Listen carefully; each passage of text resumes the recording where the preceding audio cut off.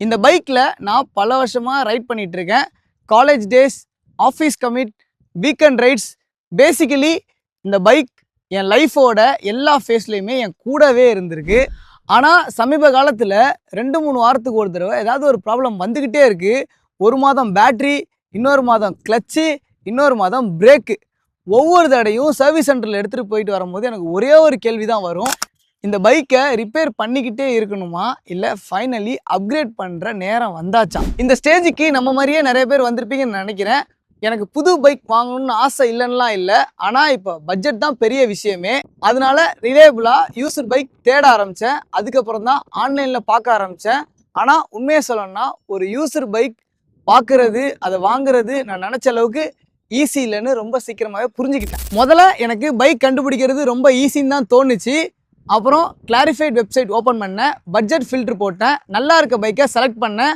ஆனால் நிஜத்தில் பார்த்தா ஒன்றுமே இல்லைங்க.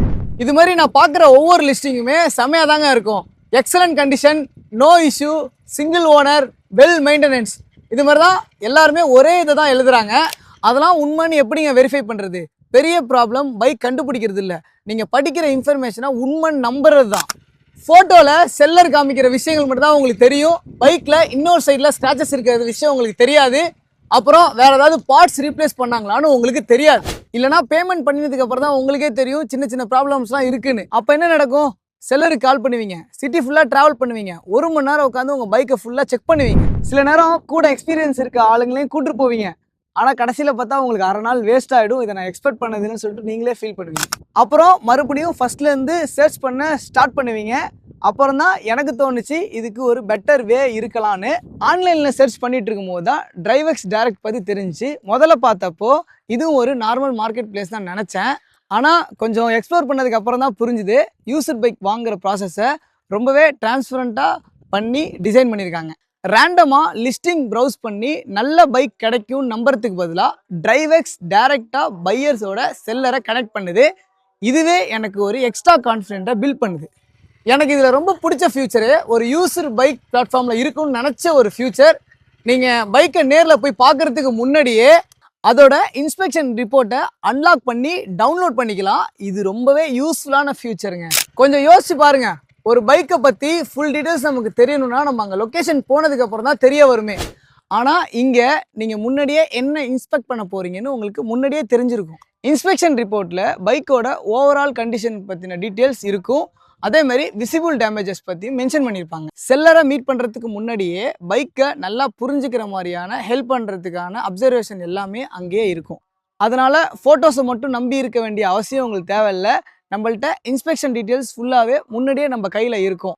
அதனால் தேவையில்லாத ட்ரிப்ஸ் நமக்கு ரொம்ப சேவ் ஆகுங்க. ஷார்ட் லிஸ்ட் பண்ணுறதும் இன்னும் ஈஸியும் ரொம்ப ஃபாஸ்ட்டாகவும் ஆகிடும். இதில் எனக்கு ரொம்ப பிடிச்ச விஷயமே லிஸ்டிங்குமே ரொம்ப கிளியராக இருக்கும். வெஹிக்கிள் இன்ஃபர்மேஷனுமே எல்லாமே புரியுற மாதிரி ரொம்ப சூப்பராக ப்ரெசென்ட் பண்ணியிருப்பாங்க. அதனால் டிஃப்ரெண்ட் பைக்ஸோட கம்பேர் பண்ணும்போது பேசிக் டீட்டெயில்ஸை கெஸ் பண்ண வேண்டிய சுச்சுவேஷன் வராது. நிறைய பேருக்கு பைக்கை கண்டுபிடிக்கிறதே கஷ்டம்னு தோணும். உண்மையை சொல்லணும்னா அது ஒரு ப்ராசஸோட பாதி தான். டீல் ஃபைனலைஸ் ஆனோடனே பேப்பர் ஒர்க் ஸ்டார்ட் ஆகிடும்.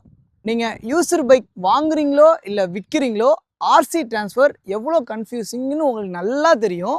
அந்த இடத்துலையும் டிரைவெக்ஸ் டைரக்ட் உங்களுக்கு ஹெல்ப் பண்ணுது. ஆர்சி டிரான்ஸ்ஃபர் சப்போர்ட் கொடுக்கறதுனால டாக்குமெண்ட் ப்ராசஸும் ரொம்ப ஸ்மூத்தாக முடிஞ்சிருது. அது மட்டும் இல்லை, ஃபுல் அமௌண்ட் கட்ட முடியாதவங்களுக்கும் லோன் அசிஸ்டன்ஸும் இவங்க ப்ரொவைட் பண்ணிடுறாங்க. யூசர் பைக் வாங்குகிற இடத்த சூஸ் பண்ணுறதுக்கு முன்னாடியே நிறைய பேர் மிஸ் பண்ணுற ஒரே விஷயம் இதுதாங்க. பைக்கை தேடி பல நாள் ஸ்பெண்ட் பண்ணதுக்கு அப்புறம் தான் ஒரு விஷயமே புரிஞ்சுது. நம்ம யூசர் பைக் வாங்க போகும்போது நம்ம சீப்பான ஆப்ஷனை மட்டும் தேடலை, நம்ம தேடுறது கான்ஃபிடென்ட். நமக்கு கொடுக்குற டிரான்ஸ்பரண்டான இன்ஃபர்மேஷன் தான் நம்மளோட கான்ஃபிடென்ட்டே. ஹிடன் ப்ராப்ளம்ஸ் எதையுமே மிஸ் பண்ணலங்கிற கான்ஃபிடென்ஸ், வாங்கின அப்புறம் ப்ராசஸ் ஸ்ட்ரெஸ் ஆகலைன்ற கான்ஃபிடென்ஸ். அதனால தான் எனக்கு டிரைவெக்ஸ் டைரக்ட் ரொம்ப பிடிச்சிருக்குது. Verified sellers, download inspection report, RC transfer support, loan assistance, இந்த மொத்த எக்ஸ்பீரியன்ஸும் ரொம்ப ஆர்கனைஸ்டாக ஃபீல் ஆகுது. நீங்கள் யூசர் பைக் வாங்கவோ இல்லை சேல் பண்ணவோ பிளான் பண்ணிட்டு இருக்கீங்கன்னா டிசிஷன் எடுக்கிறதுக்கு முன்னாடி drivex.in ஒரு தடவை செக் பண்ணி பாருங்க.